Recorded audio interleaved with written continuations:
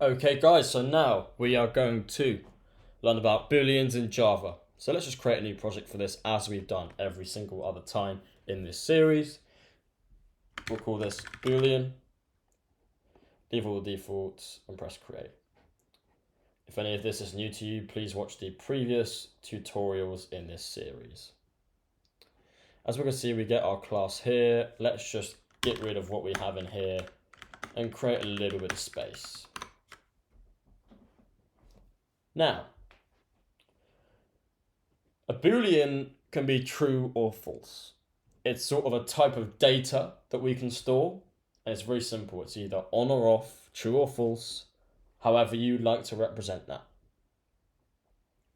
So this is applicable in the real world a lot of times. You know, let's say you have a light switch, it's either on or off. So now let's learn how to create a variable that is a Boolean in Java. So we do this via the Boolean keyword. So lowercase b, Boolean. It's a weird word, I know. Now, let's create a fun name for the variable. Let's just say is Java fun. You can call this whatever you want, as long as it's not a lowercase Boolean, because that's the same as the type. We can't do that. So is Java fun, space equals space. And then we either put true or false, but make sure it is lowercase. We can't have uppercase, no uppercase. We want true. Because Java is fun. And then remember the semicolon at the end. Obviously now all we're doing is creating, a space in memory for the value true. And we can reference that by using the keyword is Java fun. So now let's just output that. So we'll go system.out.println. So for print line, is Java fun? We can reference that value here. And we can reference any value in here as long as it's within these curly braces here. Semicolon at the end. And then let's see what happens when we run this. Cool, so we have the value true, which is what we expected. Now, let's go ahead and create another Boolean that says another thing. Let's say Boolean is avocado tasty. And me personally, I hate avocado, so I'm going to put false. Just like we did up here, except we have a different value, which is false, and then a different name.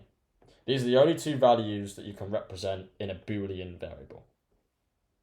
And obviously we can't put things like strings in a Boolean variable because, that's not valid because that is not a Boolean, that is a string.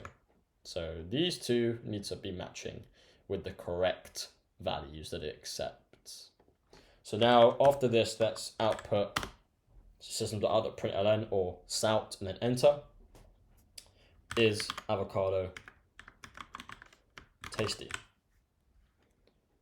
Now let's run that, and as predicted, we will see true and false because we're just printing out these values. That is pretty much all there is to Booleans, to be honest with you. But let's just decorate this a little bit more. So in system.out.println, we want to give some context as to what this variable is representing. So what we can do is we can actually concatenate, so add together, a Boolean and a string. So obviously a string is just a bit of text, right? So what we can do is before this is Java fun bit here, before we reference this, we can add a string in before here.